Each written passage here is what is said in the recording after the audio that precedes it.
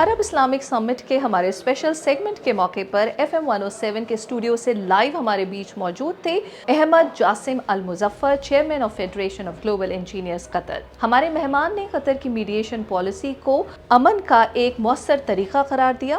آپ نے کہا کہ قطر ہر طریقے سے مختلف کانفلکٹ زونز میں صلح اور ڈائیلاگ کا راستہ اختیار کرتا رہا ہے، جو کہ امن کے لیے ضروری بھی ہے۔ عرب اسلامک سمٹ نے ایک بار پھر سے ثابت کیا ہے کہ اسلامک اور عربک کنٹریز جو ہیں وہ یونائٹڈ ہیں۔ مہمان نے کہا کہ سمٹ صرف وربل ایکسپریشنز کو ہائی لائٹ نہیں کرتا، بلکہ ایک لانگ ٹرم حل کی طرف ایک مضبوط قدم بھی ہے۔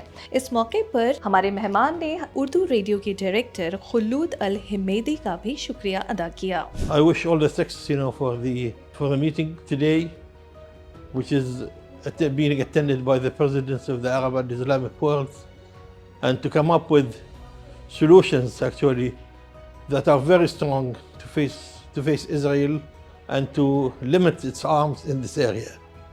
I wish all the best and all the success for Qatar in leading this meeting to come up with these solutions. Thank you very much.